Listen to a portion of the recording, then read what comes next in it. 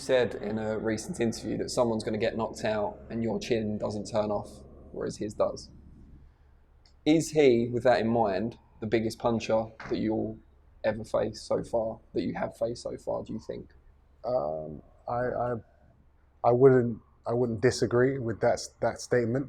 He probably is the heaviest hitter that I've faced so far in my career, and I think that's why people are so excited about this, because you know, some people like to say my chin's never been tested.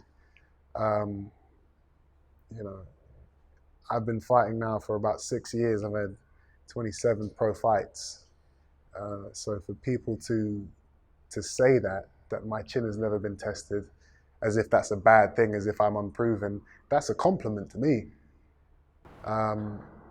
That I've been in the ring with 27 men over 6 years, and not one of them has ever hit me hard enough for people to believe that my chin has been tested. That means I'm doing my job. Boxing to me is about hitting and not getting hit. It's about having an effective defense. That's the way that your career has and keeps its longevity. That's the way you don't end up punch drunk and injured. Protect yourselves at all times. Don't get hit. So if that is the case, my chin's never been tested, then great. That's a compliment to me. You said you don't listen to the haters and the keyboard warriors. I'm guessing the people that you do listen to, or whose opinions matter to you, must be quite a small number. Who are those people? Whose opinions count for you?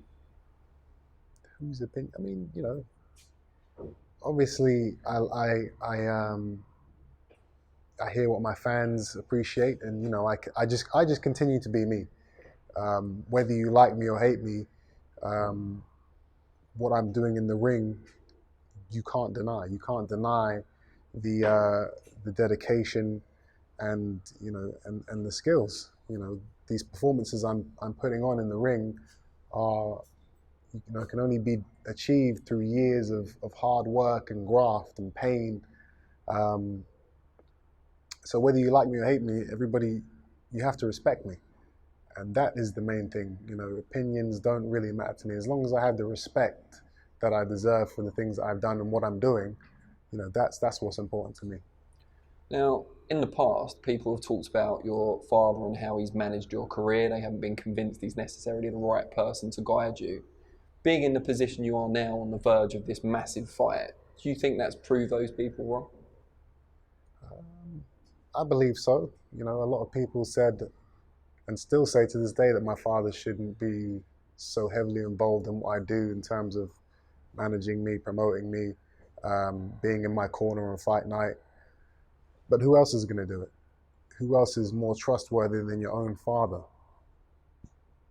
You know, every other man on the planet, or everybody else that could potentially be in his position, they have their own families, they have their own friends, they have their own desires.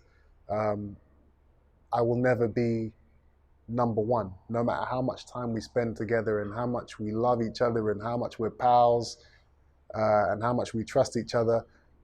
You know, their sons and their wives and their girlfriends will always come first. Whereas with my father, I'm always going to be first because I'm his son.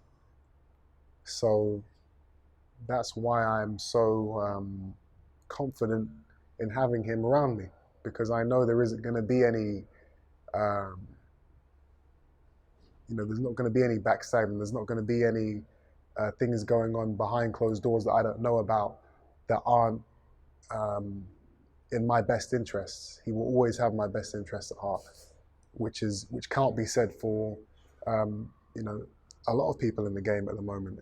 I mean, it's a thing throughout history where, you know, promoters, managers, teammates have, you know, done things which are detrimental to their fighter's career. I don't believe that'll ever happen with me and my father, so I'm in a great position.